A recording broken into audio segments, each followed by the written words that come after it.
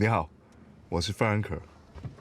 于主管，我来介绍一下，这位 Frank 先生是我们医院刚刚从美国请来的专家医生，今天第1天上班。你好，弗兰克，我叫于小强。于主管你好，能跟你同车是我的荣幸。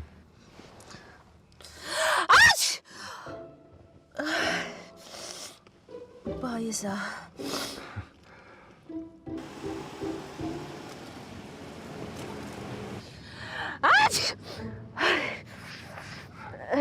于主管，我这是第一次来上海，往后我们的同事，请多关照。不好意思啊。没事吧？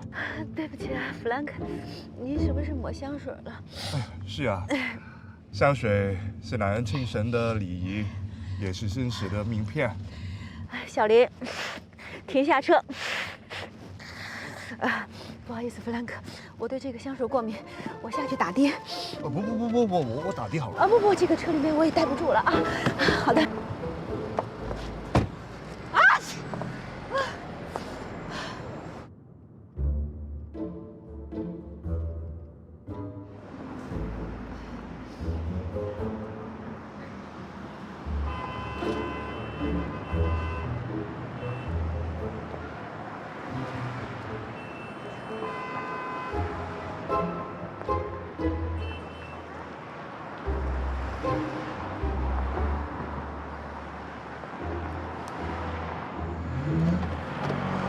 小姐，打车吗？这车也拉人啊？那当然了。你现在早高峰，我跟你上哪儿打车去啊？有头盔吗？没有。那警察会不会拦啊？哎呦，我告诉你，我这车呀，走的全是小道，哪有什么警察呀？淮海路多少钱？淮海路30。走了。来，您坐稳了？快点啊！哎，走了。哎，坐稳了。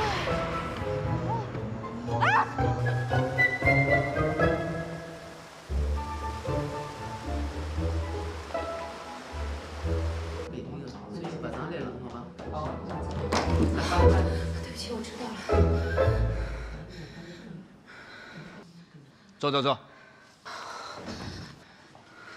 于小强，大家都等着你这位新上任的客服主管发言呢。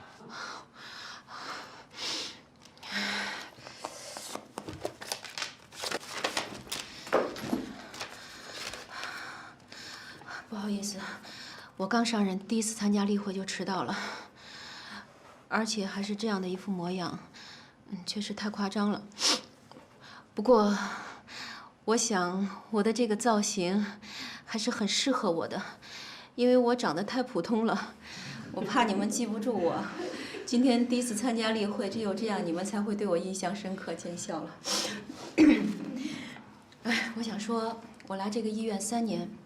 从保安、客服管家到今天的客服主管，每一次进步都离不开领导的栽培和信任，同志们的支持和帮助，真的非常的感谢大家。我刚到这个地方的时候，是我人生的最低谷。我想我现在能够快乐地迎接新的生活，确实非常感谢有这样一个温暖的大家庭。我也非常荣幸能与在座的每一位同仁一起成长和进步。我们医院的理念是享受生命的规律与非凡，源于我们对安全与品质的尽心。让我们一起努力，把我们医院越办越好，继续成为全国乃至亚太地区的领先者。谢谢大家。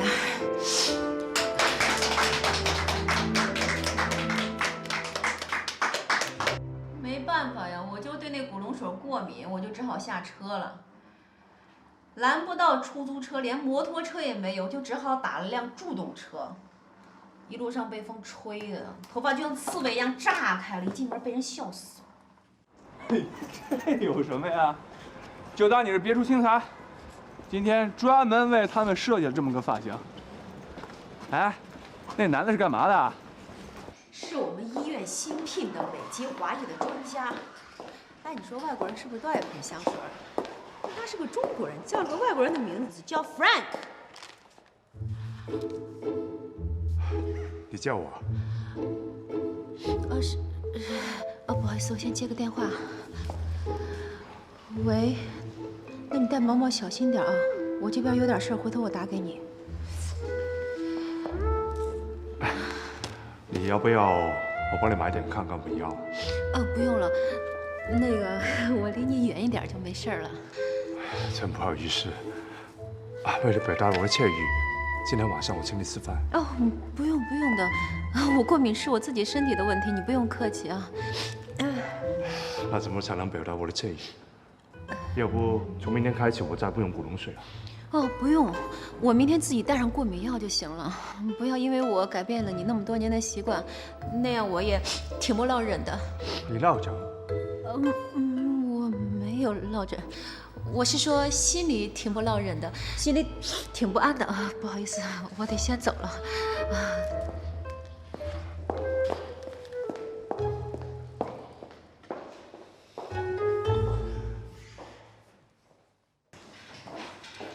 哎，我可以吗？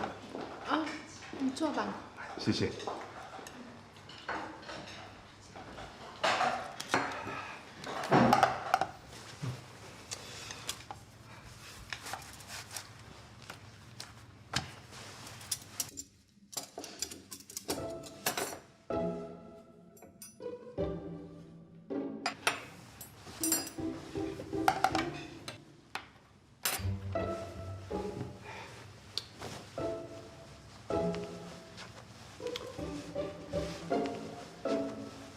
好了，吃饭。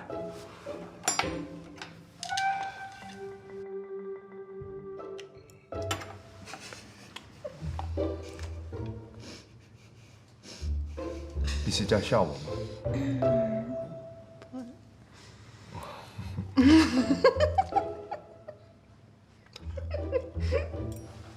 你吃饭笑成这样，会噎住的啊！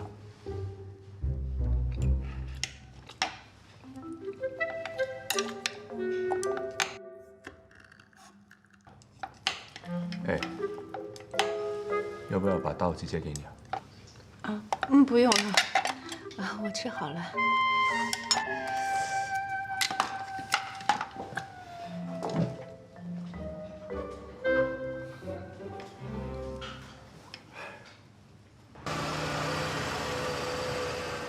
现金还是刷卡？现金。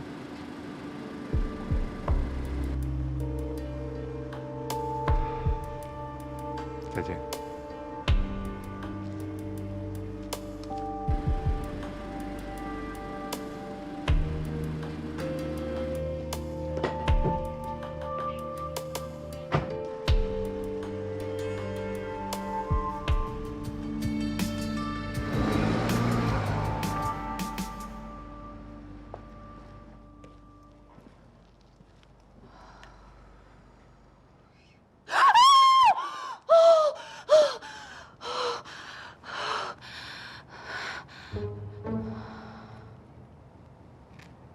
至于吗？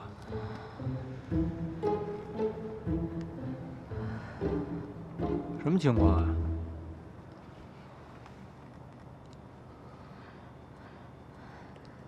这么晚了，你怎么才回来啊？你不也刚回来吗？我不是参加单位的活动去了吗？什么活动啊？那么意犹未尽，都送到这儿来了。那就是那个什么弗兰克，挺高挺帅的嘛。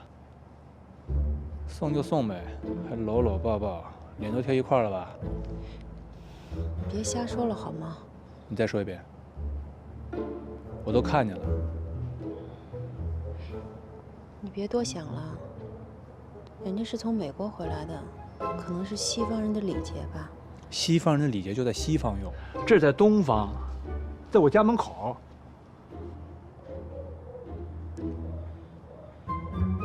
看看你穿的，穿那么红干嘛呀？红衣服配红鞋，好看啊？这么冷天你穿什么裙子呀？这么薄这么短，穿给谁看啊？你有完没完了？别走啊，我没说完呢。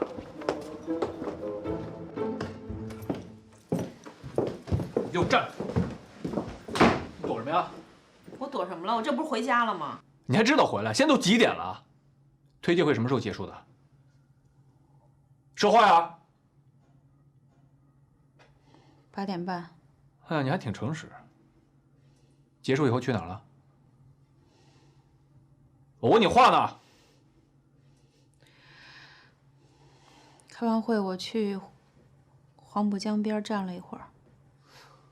黄浦江边儿，你没吃晚饭，穿着个超短裙，饥寒交迫的去江边吹风啊？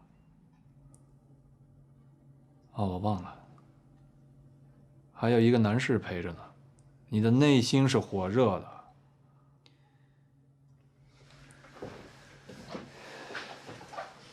于小强，我告诉你，下次你要跟人家浪漫，别带他去我带你去过的地方。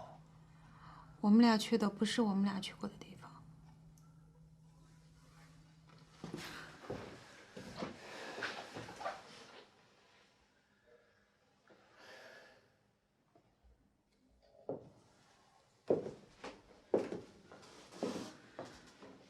不是你想的那样的。本来我也不想去。弗兰克跟我说，今天是他妈妈的生日，他妈妈是在黄浦江边长大的，而且他妈妈已经去世了，所以……你别跟我说那些，他妈跟你有什么关系啊？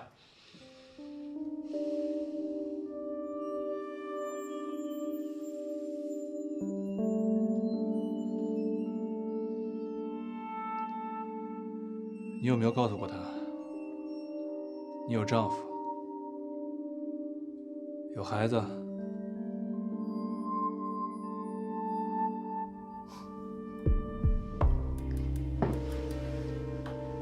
李小强，你真够可以的。超市早就关门了，这么晚了你去哪儿？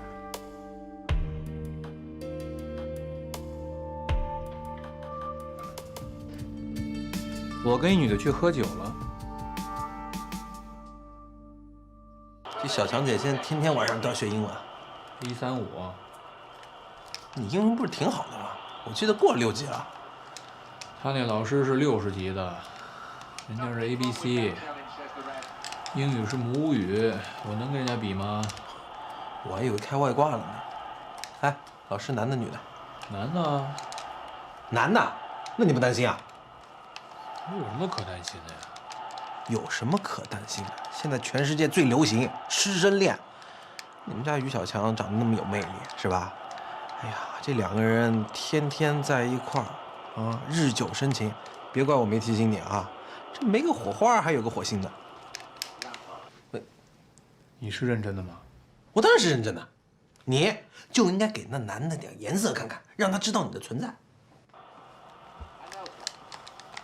那不是显得我很小气吗？哼，你现在窝在这儿你就大气了，你也不看看你自个儿。哎，今天魂不守舍，一把都没赢过。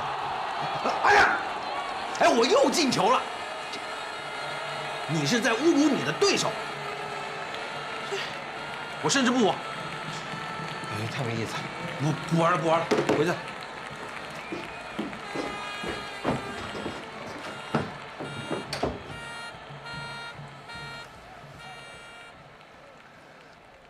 那就给他点颜色看看。弗兰克，你该叫我老师了。你已经上课了吗？哦，弗兰克老师，以后真的不用再送我回家了。哎，我也是顺路，举手之劳嘛。还是挺麻烦的，以后真的不用再送我回家了。你别跟我客气，你是叫我老师嘛，没事。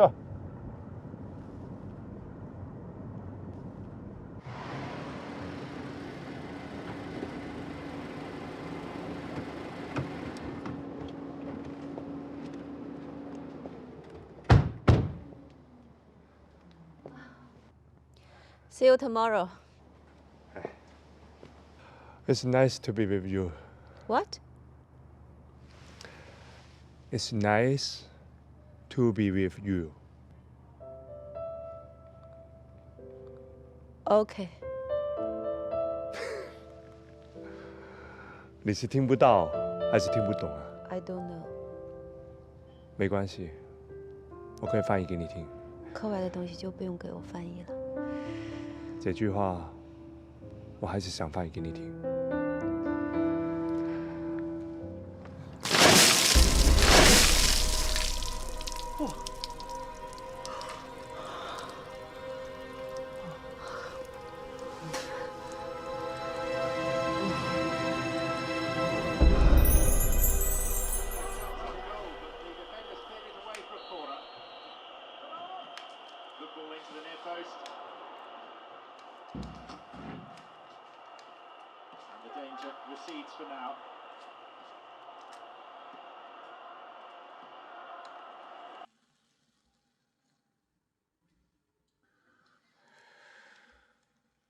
你说到底是谁把你弄得一头雾水的？哦，不对，是2头雾水。你一头 ，Frank 一头。你说人家跟你无怨无仇的，干嘛要搞你们2头雾水呢？哦，肯定是你们在玩火，玩的引火上身了，所以那名消防员要给你们灭火。你是不是脑子进水了？刚才明明是你们2个脑袋进水了。告诉你，包家明，我要给你讲一个道理。你还给我讲道理？什么道理？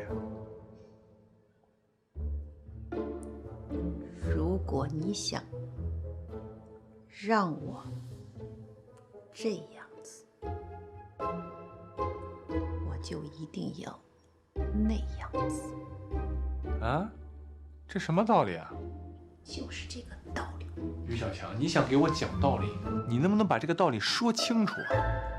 我说不清楚，但是我想说什么，你心里明白。我睡觉去了。你给我回来！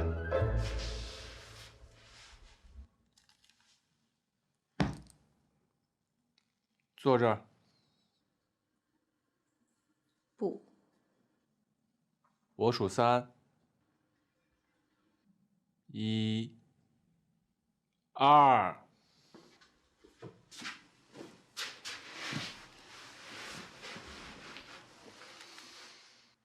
刚刚那盆水是我浇的，我就是那一名消防员。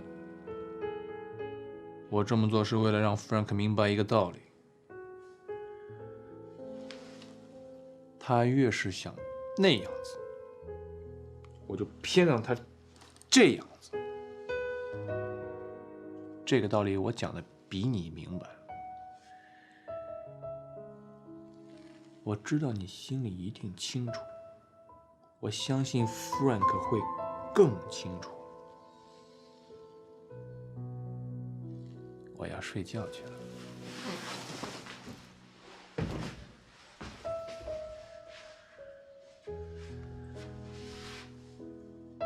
你今天晚上跟我睡吗？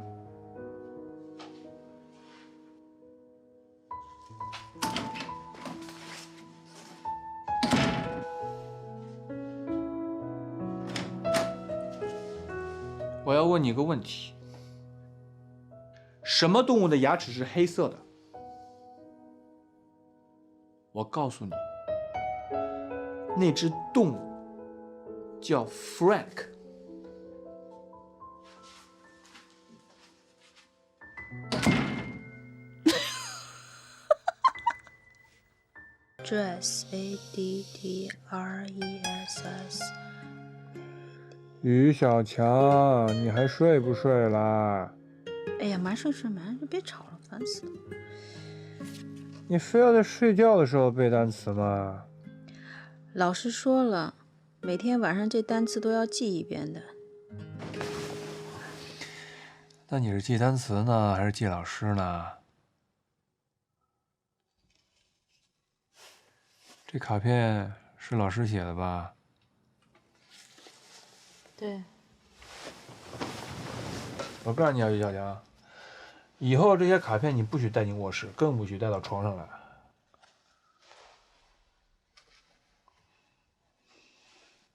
我也是为工作才学英语的嘛，你别老这么阴一句阳一句的。你要是反对，你就明说。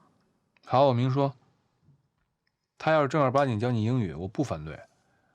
但他要是有别的想法，没门儿。人家会有什么想法？怎么不会有别的想法呀？我要是他的话，我也会对你有想法。你看你这么优秀啊，这么端庄、大方、有气质，啊，有想法很正常嘛。哎，你别胡思乱想了。我也想好了，哪天我们俩一起约弗兰克吃顿饭，你就放心了，对吧？那你是要正式的向这个 Frank 介绍你老公？你本来就是我老公啊！什么叫我本来就是你老公？那我还是你什么呀？你还是我孩子他爹。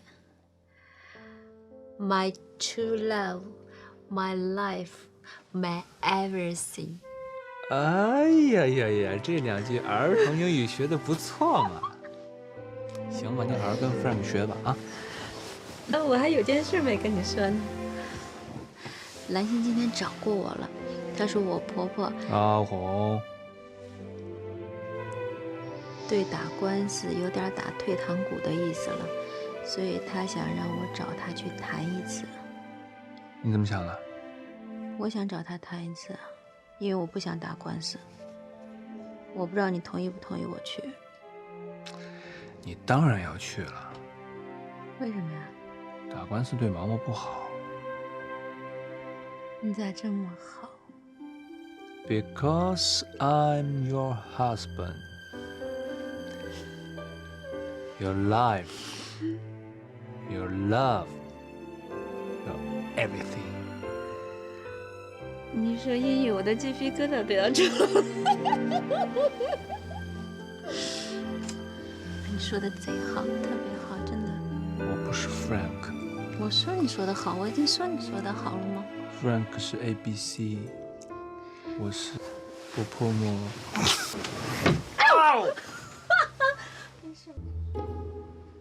老婆，你看看这一身，符不符合他老美的口味啊？拜托一下。好啊。这件太嘻哈了，不是你的风格啊。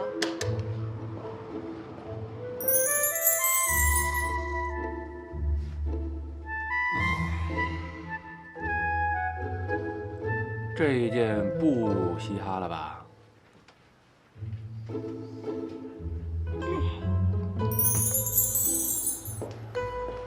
这件也不好，你能不能穿的正规一点？要高端大气上档次。等我回来帮你。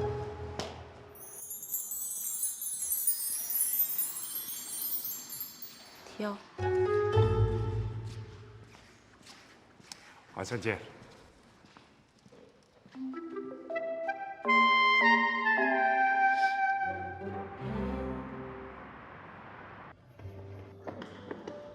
你走慢点，你穿着高跟鞋呢，着什么急呀？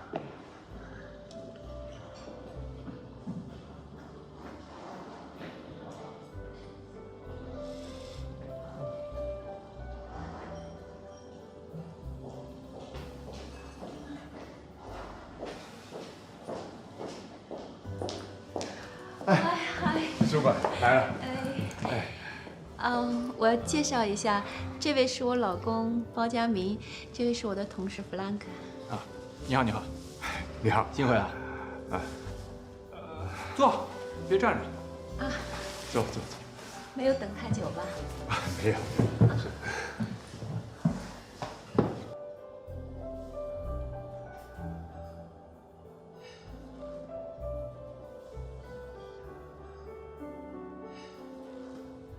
要不我先去点菜。啊，好吧。加副碗筷。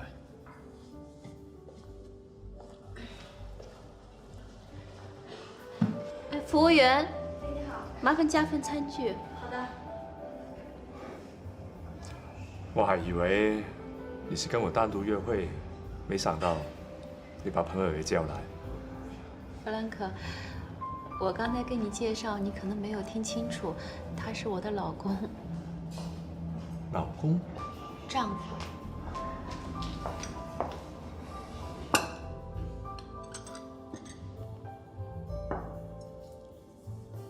谢谢。你说他是你丈夫？啊？不可能，一点不像。为什么不像？他真的是我老公。因为他比我小6岁，所以我们俩看着好像不是很像。但是我已经结婚了。陆主管，你就算不想跟我单独吃饭，也不用把你小弟弟叫来冒充你的丈夫，这样也不会阻挠我对你的喜爱的。什么冒充啊？冒充谁啊？我觉得你不像她的丈夫，你是冒充的。弗兰克，他真的是我老公。我都说了我不像你老公，你还非把我叫来冒充。哎，不好意思啊，其实我是他表弟。我姐呢，她不好意思一个人来吃饭，非拖着我来。那要不这样，你们俩吃吧，我就先走了。别，反正来了，我们也不介意。你已经点菜了，我点一瓶好酒，我们喝一下。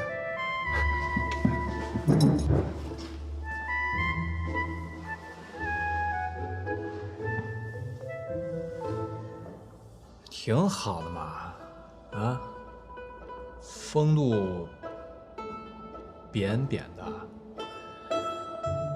我就知道你喜欢这种事业有成的男人。那人家都准备好了，2人世界烛光晚餐，你是不是没告诉别人你是已婚妇女啊？整天装得跟纯情少女似的。你要干嘛？我成全你啊！我今儿就让你好好享受一把被成功男士追求的快感。老公，我错了，你别闹了，给我点面子行吗？你连老公都不要了，你还要什么面子呀？哎，我点了这瓶酒，哈。您还挺逗啊，点了个空酒瓶啊？很多红酒都是醒酒的，酒在醒酒器里面。哎，放这。这瓶 Latour 非常好的酒啊，我每一次喝都有一种恋爱的感觉，我不知道你喝会不会有同感？什么感觉 ？Love feeling。拉菲那现在都是假的，土豪喝的，还不如喝白酒呢。我觉得白酒是生存之饮，红酒才是生活之饮。哎呦，到底是文化人啊！你说的话就是有文化，比唱的还好听呢。但是白酒喝的才过瘾。你看，这情感好不好，一喝白酒就知道。有句话你有没有听过？感情深，一口闷；感情浅，舔一舔。啊，其实我觉得喝酒呢，不是喝粗度的。那比方说，一瓶100多块钱的酒，如果我们花上2、3个小时，慢慢喝、慢慢品尝的话，这瓶酒的价值就1万多。反过来，1万多一瓶的酒，如果我们半个小时把它干掉的话，这个酒的价值就只有100多块钱。服务员啊，多来个杯子，麻烦你。我们先喝一口。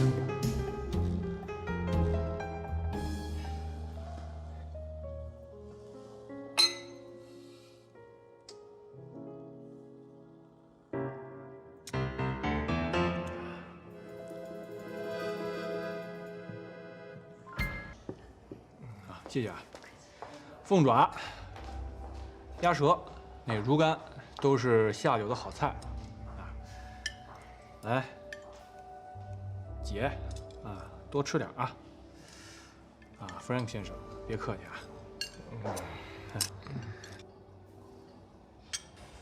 你怎么不吃啊？其实我不吃内脏的，而且这些鸭舌、凤爪在美国都是阉掉的。哦，你也不吃啊？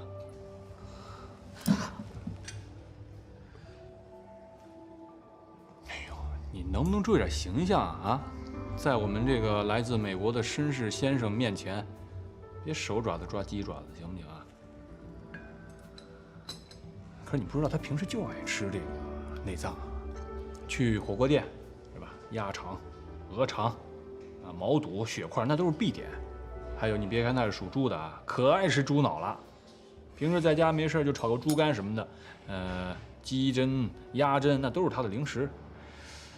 哎呀，这下你们麻烦了啊！以后吃不到一块儿去啊。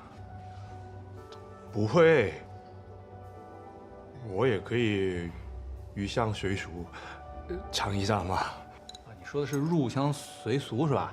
对。一会儿就有热菜了。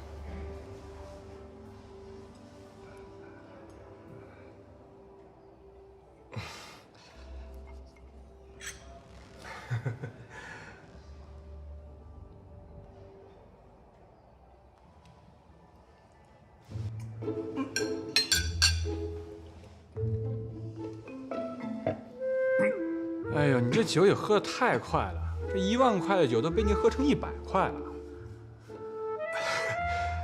感情深，一口闷嘛。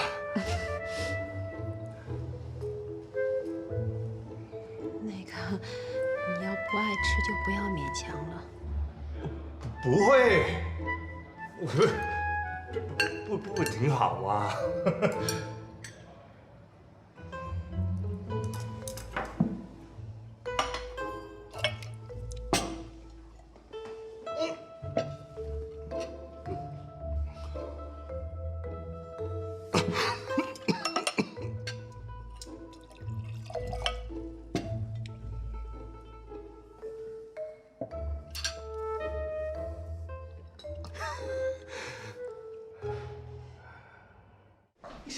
什么意思啊？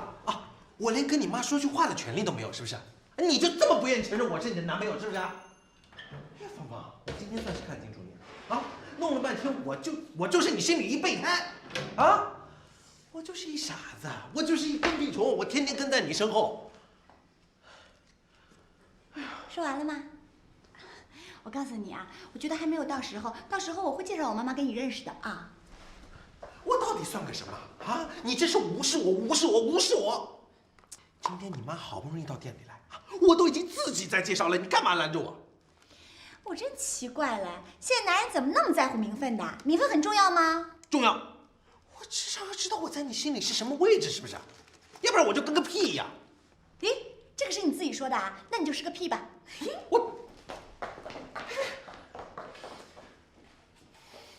算你狠。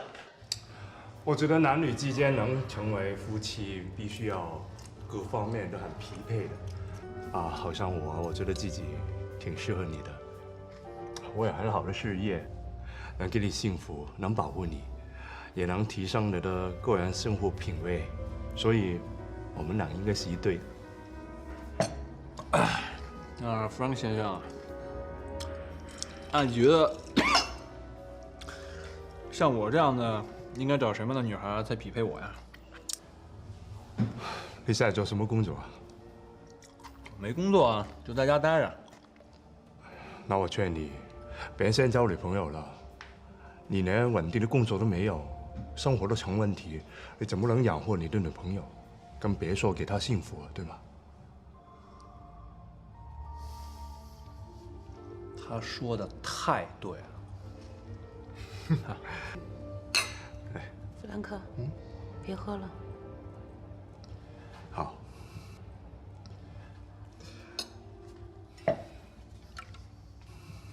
你也别喝了。干嘛呀？难得喝一次这么好的酒。你别喝了。你把酒杯拿过来。你喝多了一会儿又乱说话。我告诉你，把酒杯拿过来。我数3，1、2。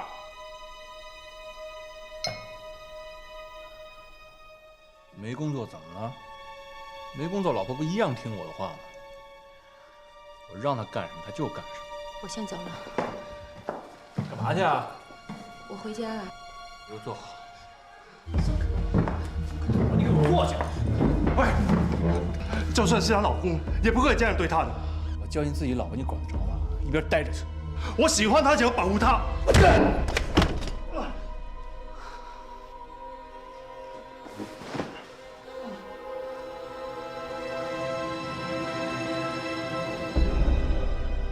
克，你没事吗？我闭上眼睛就。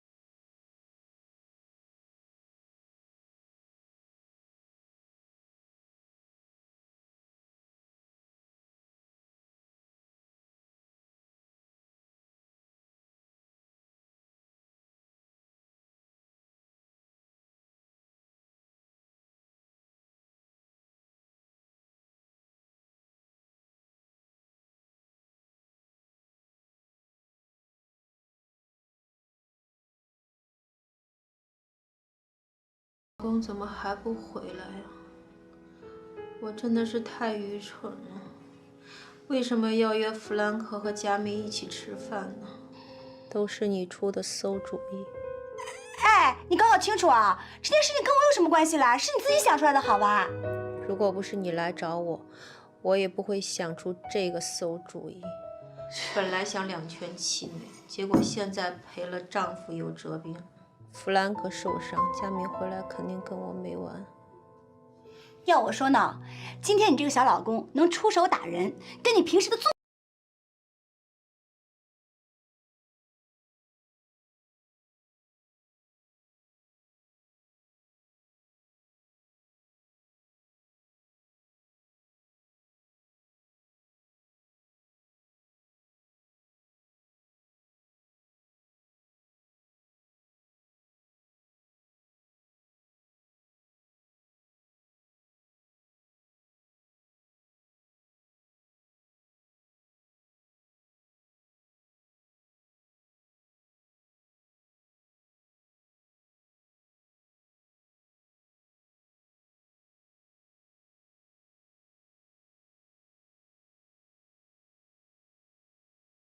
打了，说什么也没用了。我在想，以后我跟弗兰克怎么共事呀？要我说呀，这个包佳明和小熊就是两个不成熟的大男孩。英国有一项研究发现，女人在32岁的时候就已经完全成熟了，可是男人呢？男人要到43岁啊！哈，哎，更可悲的是，大部分女性对待男人的这些不成熟都表示理解。比如说什么放屁啊、打嗝啊，他们觉得很开心、很好玩儿。哎，比如说不会收拾屋子、不会做饭啊，吵架的时候呢，在那里生闷气。哎，他们都觉得这不是什么坏事，是给生活增添了乐趣。哦呦，我简直是晕倒啊！我想好了，明天我就要休假。你想逃避啊？你说佳明把人家打了，总是我们的错吧？现在我每天去上班，跟弗兰克抬头不见低头见，多尴尬呀！还有佳明对弗兰克的那股醋劲儿，一时半会儿肯定消不下来。我要在家好好陪陪他，或许能让他冷静下来。反正这件事情都是因为我给惹出来的。对，让那个弗兰克也冷静下来，不要再来误会你了。反正这件事情都是我不好。本来我想我都一把年纪了，离过婚，还有一孩子，不会再有这种事情了。所以当弗兰克追求我的时候，我都不知道怎么拒绝他。对呀，哎，所以他就加快了对你的追求步伐，得寸进尺。所以我失误就失误在我没有及早的告诉弗兰克我已经有老公和孩子了。下次我只要碰到一个陌生男人，我就要说我已经有老公和孩子了。这真的是一次深刻的教训。我老公怎么还不回来呀？你看看，像我们这种成熟女性多有自我反省的意识啊！可是那些臭男人呢？哎，明明做错了事情，还这样没心没肺的。你信不信？这两个难兄难弟啊，不知道躲到哪里在喝酒呢。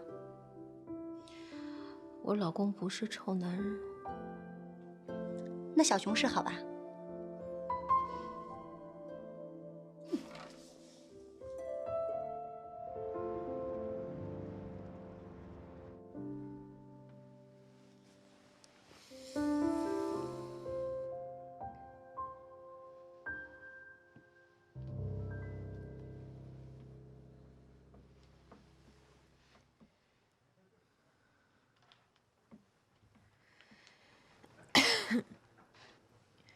老公，老公，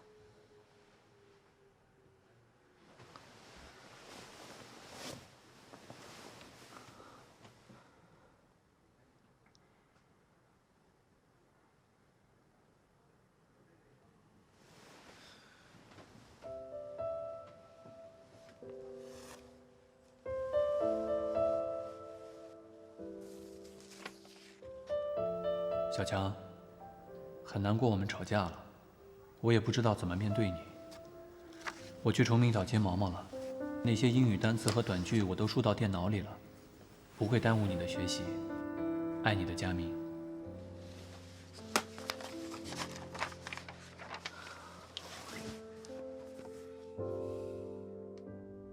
你还真把人家给打了？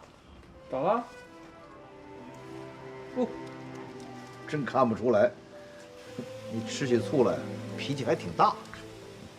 爸，你说这是不是代表我爱小强，比小强爱我多啊？两回事儿。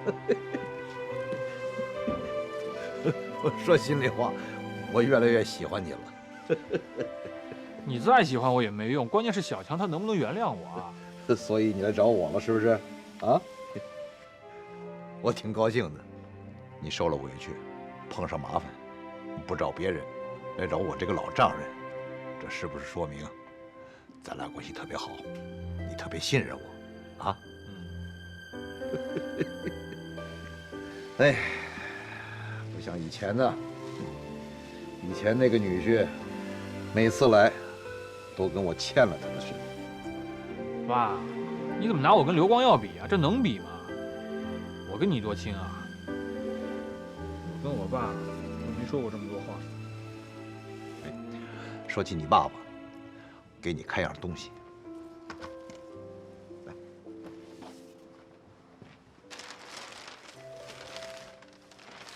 这不是我爸写的字吗？没错，你看，长风破浪会有时，直挂云帆济沧海，多好！我爸的字怎么会在你这儿？你记不记得啊？我曾经让你给你爸妈寄过一回崇明糕啊。后来的事儿，不知道了吧？还有后来的故事呢？你爸爸妈妈不同意你们两个人的事儿，那我就在想啊，那我这边主动点，热乎点，我这才让你啊给他们寄去了崇明糕。可我没想到，没多久，你爸爸回礼了，寄来了你们家乡的茶叶，4大桶呢。我啊又接着给你爸爸寄了一个我珍藏多年的首日封，你爸爸就开始给我写字儿了。我又给他寄了一个紫砂壶，一来二往，成朋友了。细水长流的友情，跟茶一样。这么好的事儿，你怎么不告诉我跟小强啊？我跟小强说了啊，我估计啊，他是怕你沉不住气，急于求成，那反而把事情弄砸了。哎，是我对不起小强，我到现在都没能让我妈接受他。没关系，只要你们两个人相亲相爱，你妈妈那边早晚她会同意的。我懂了。你懂了？你懂什么了？你跟小强风风雨雨都过来了，现在风平浪静，你怎么又不相信他了呢？啊？不是我夸我自己的女儿，啊，她那种直来直去的性格，肯定会有人喜欢。但是她怎么会移情别恋呢？你了解她呀？爸，你是没看见 Frank 那个样啊？他当着我的面他就说他喜欢小强，他还说我配不上他。那你就这么不自信？哦，一句话，这就能把小强给抢走了？我再说一句啊，男人啊，得有自己的工作，有了自己的事业，那才能更自信。你说呢？啊，我知道了。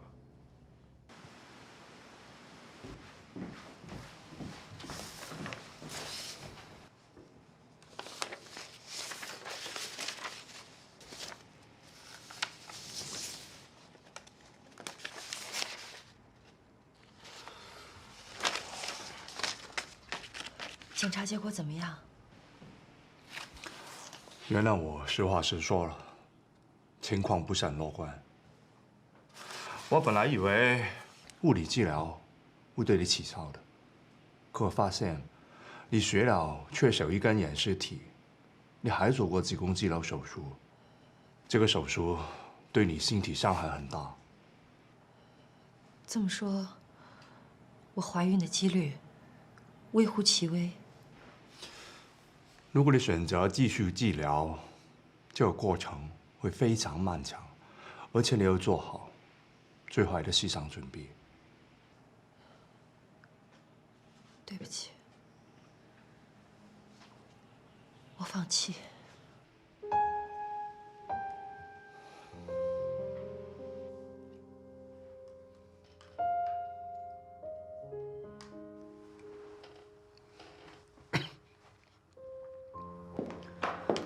我在开会，一会儿打给你啊。就耽误1分钟行吗？那你说吧。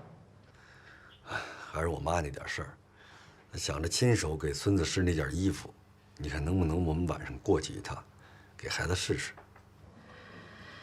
光耀，我一下子不能答应你，我得回家跟佳明商量一下。我明白，我也不想给你添点麻烦，但我妈那边吧，我实在是劝不住。我昨天晚上劝着劝着，那老人家都哭了。说这个，我天天如果能见着孙子，我少活几年都愿意。我实在是没办法了。你看这样行不行？你帮我呀，也劝劝佳明，你就跟他说，他可以拒绝我，我不到楼上去，我在下面等着。但你别拒绝老人家这点心意，好不好？如果没别的，那咱晚上见。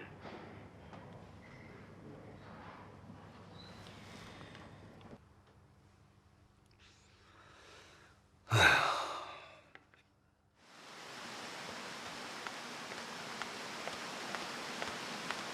于小强，噔噔噔噔噔！你干嘛？部队里爱不安，部队里天天月月年年都有人。别闹了，人家保安一会儿出来抓你。于小强同志，包家明老板，诚邀您今晚去本公司莅临指导。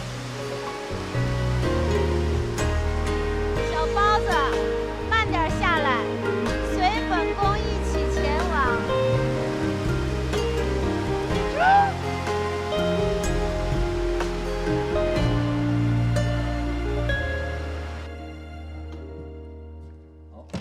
长了。嗯。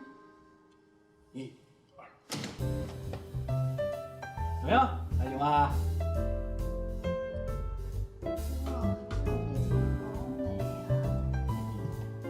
呀，这还能看到黄浦江呢！哇塞！这要养鱼吗？废话，养什么鱼？美人鱼。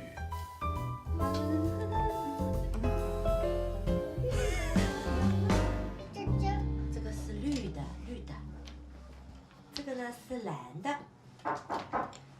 哎呀，毛毛，你在这里玩啊？阿姨去开门啊。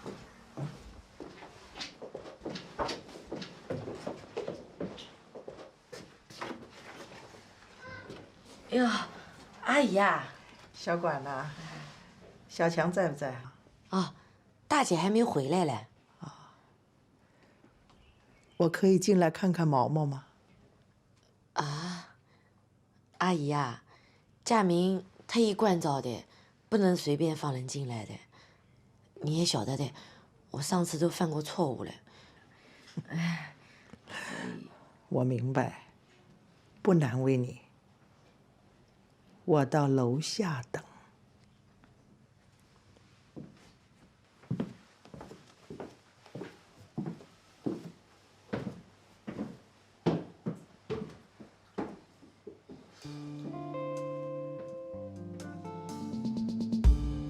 我的公司，麻雀虽小，但是藏俱全。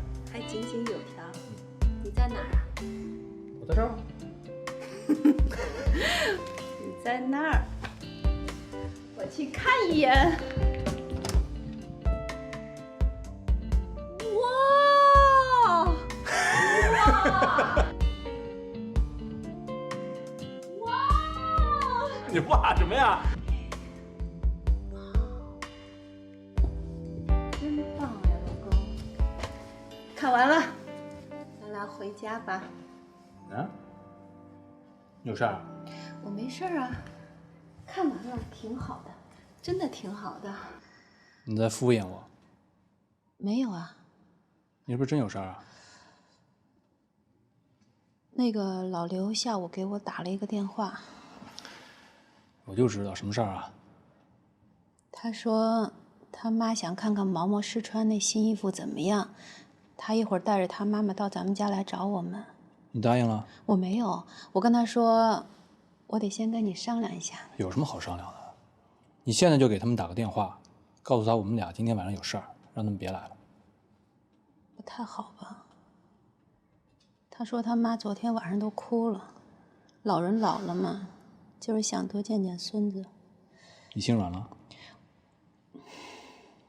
也不是，要是老刘，我肯定拒绝了。但是你怎么拒绝一个70岁的老人呢？徐小强啊，这种电视剧的台词你都信，你是不是言情剧看多了呀？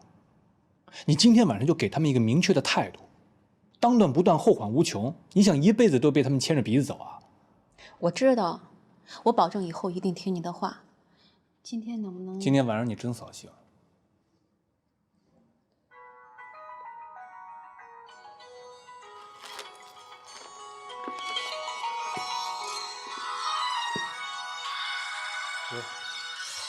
给我。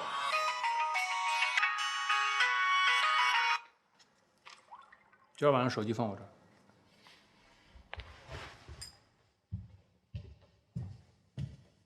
你把电话挂了，咱先上车，出来后再给他打。不，我就站在外边等。我看他多晚回来，我都等。我要让他知道，我这个做奶奶的，为了看孙子，我的心有多诚。行，我在这儿陪着您一块儿等。你到车上去。一会儿包家明回来看到你，两人又起冲突。我怕他干嘛呀？哼！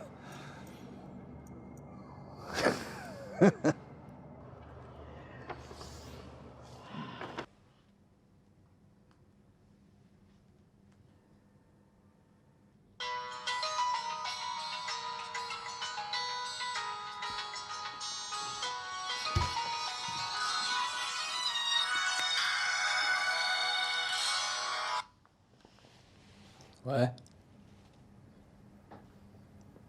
知道了。谁打电话呀？小管。他说什么？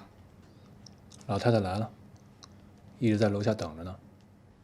你看人老太太都到了，人老太太都到了。哎呀，干嘛呀？不就是给孩子试个衣服吗？试完了人家就走了吗？你现在就让一个70岁的老人大冬天在外面等着，你就在这坐着，然后我们俩都在这，有意思吗？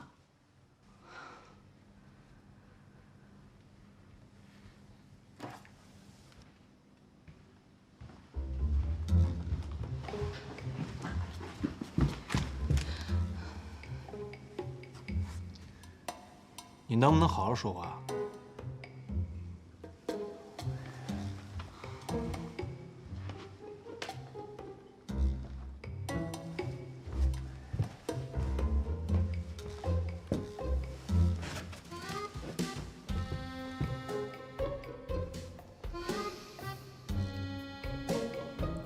老公，我保证从今以后一定听你的话。你善解人意，温婉贤良。说这也不是什么大事儿嘛，生活就是和稀泥嘛。你是泥，我是水。你才是泥呢。哦，我是你，咱们俩在一起搅和搅和，才能水泥交融。你中有我，我中有你嘛。其实我老公也不是一个容不得沙子的人。你是一个多么大度、多么洒脱的人。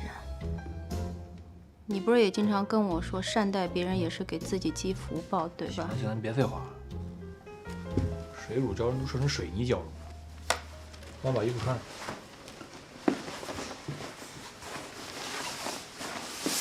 水火交融。拿好了。是。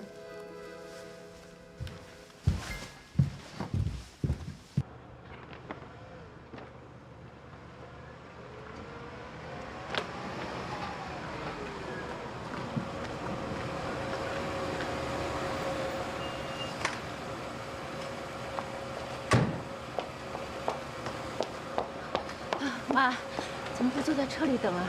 着急，车里啊坐不住。我相信你会回来的，总算没白等了。进屋吧。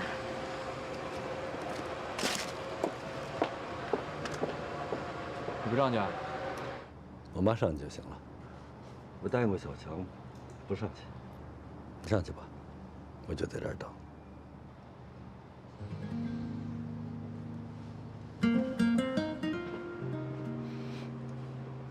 来，把手放进去。阿姨啊，喝茶啊，谢谢。看看，奶奶看看。哎呦，妈好像是小了点儿。你在哪儿买的？你把票给我，我给她换个大一号的。不小，现在流行这种短款的。来，给奶奶看看，我看看。哎呦，小孩长得快，这衣服肯定挺贵的，明年就穿不上了。明年奶奶再给买新的啊！来，告诉奶奶喜不喜欢？不喜欢。你怎么能说不喜欢？喜欢不喜欢？那你要叫奶奶。奶奶，大声点，大声点。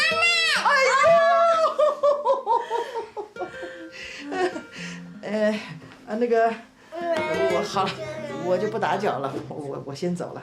小强，谢谢你啊！啊，别老说谢，奶奶走了，走，我们送奶奶，妈妈抱啊，妈妈抱。亚明啊，谢谢你啊，还让我这个老太婆看孙子。阿姨，要不您再坐会儿吧？不了，谢谢。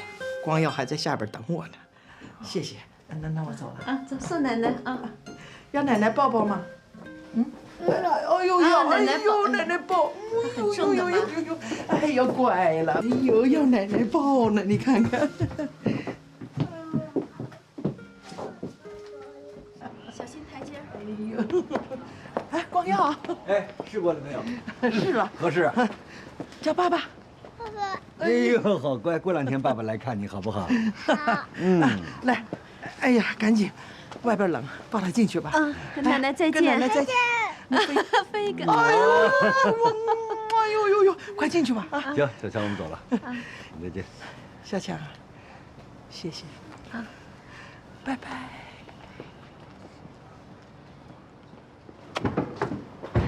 进去吧。啊。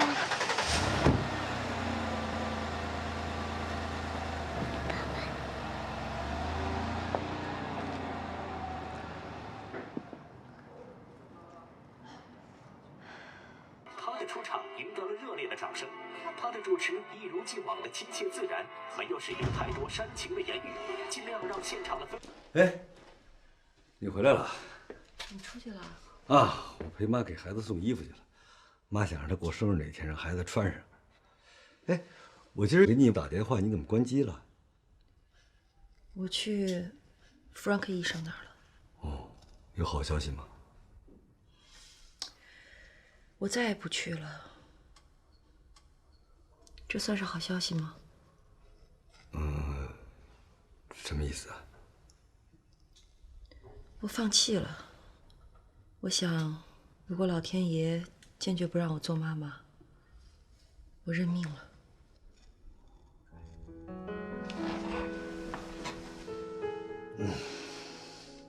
没孩子也没事儿嘛。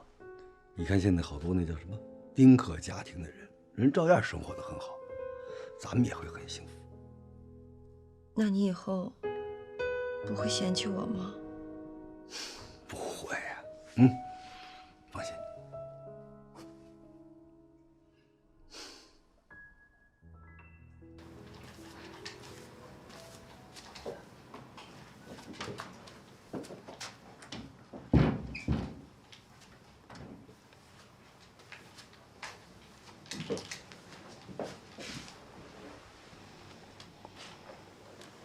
对不起啊，老公，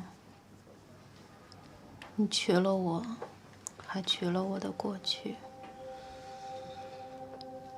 你年纪比我小，还要为我承担那么多。你心里有什么不高兴，有什么不舒服，我都能理解，我全都能理解。我是这么想的。你说我吧，我从小，我奶奶、爷爷、姥姥、姥爷我都没见过，我妈也走得早。你说咱儿子有这么多的人疼他，不也是他的福气吗？我知道你心里最爱毛毛了，只要咱孩子好，大人之间的恩怨又算得了什么呢？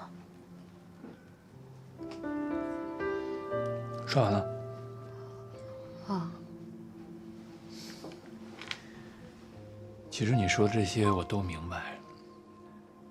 你知道为什么这么长的一段时间，我对老刘、对高红的态度一直都没有改变吗？因为在毛毛出生之前，我亲眼目睹了他们对你所做的一切。我心疼你。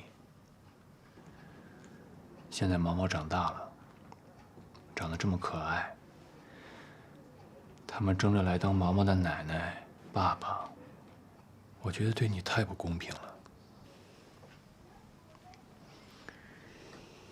如果现在你心里能够接受他们，能把过去的恩怨都放下，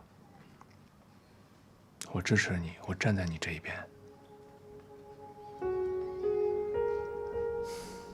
我刚刚看着毛毛和他奶奶在一块儿那么高兴，我在想，我干嘛要在中间阻拦呢？我也一直把毛毛当自己的孩子，我当然也希望他能够得到更多的爱。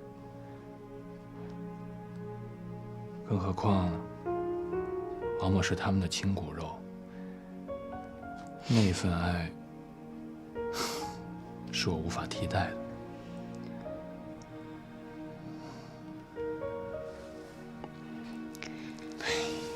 傻瓜，你哭什么呀？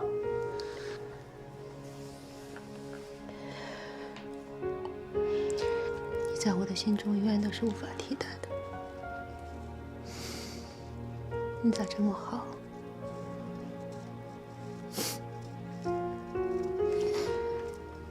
你说我咋是这么一个幸福的女人呢？